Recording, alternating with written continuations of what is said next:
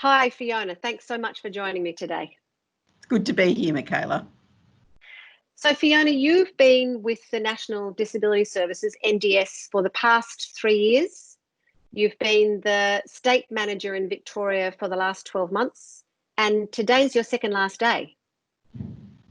Yes, it's been a real whirlwind time to be at NDS through transition into the NDIS operating environment, and now with COVID-19. It's been a really interesting but challenging time.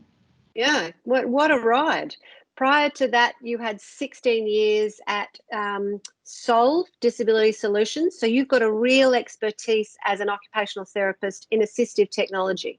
And one of the roles you've held is being on the Australian Standards Committee around assistive technology. So that's my first question, really. I'm curious, as you leave this sector-wide role and go back into leading it at another organisation around assistive technology, what is it you brought to that role, do you think, in terms of your professional frameworks as an occupational therapist in what you've seen in a broader sector-wide role in terms of your leadership?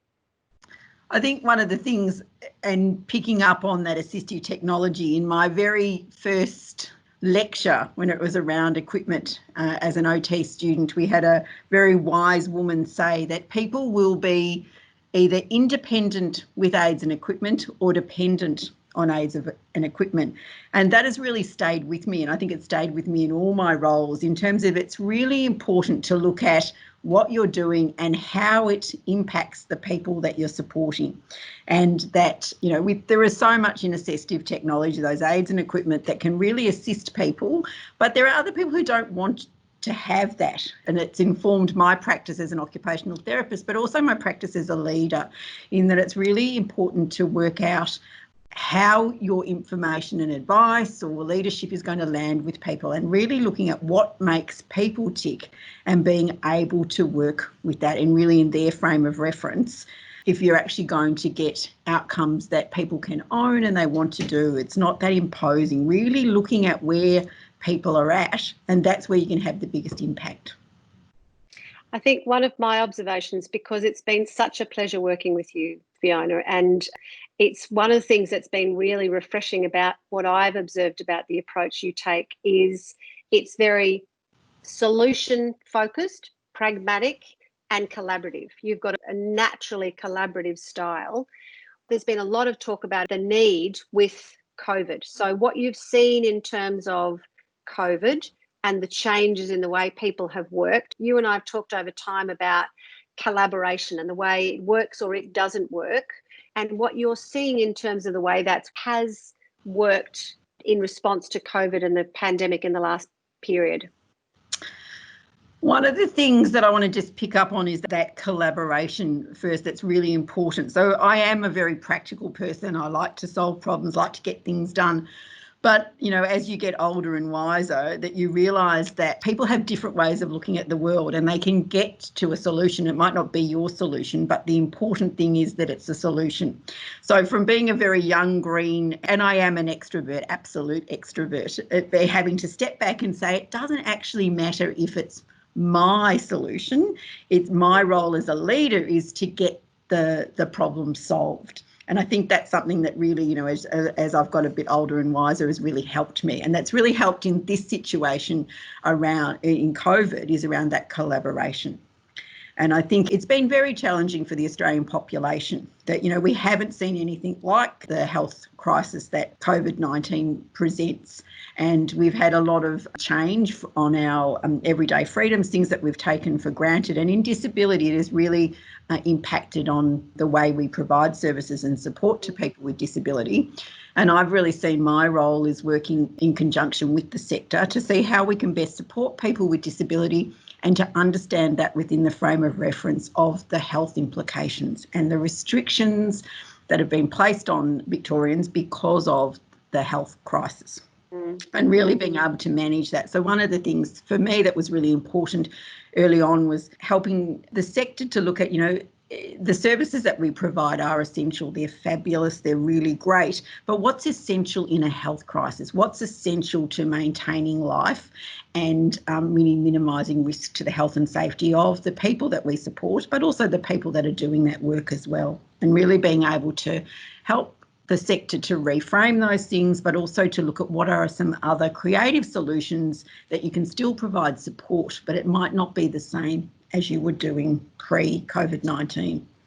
And I think that's been where I've really tried to pitch what I've done and really to work with the sector, but also to look at, are there things that are coming out from DHHS that put additional restrictions on people with disability that other people don't have, and to make sure that there is a proportionate response to that health crisis in those directions for the sector.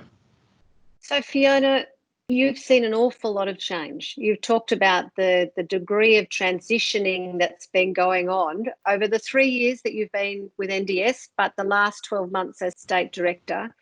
What's the one thing as we think about moving to whatever the next phase looks like, and I'm not very comfortable calling it recovery. I think particularly today and being in Victoria, none of us are really talking about recovery. I think there's some incredible opportunities around transitioning to something new. What's one of the things that you'd like to see us hold on to? What's the kind of parting bit of advice for the sector?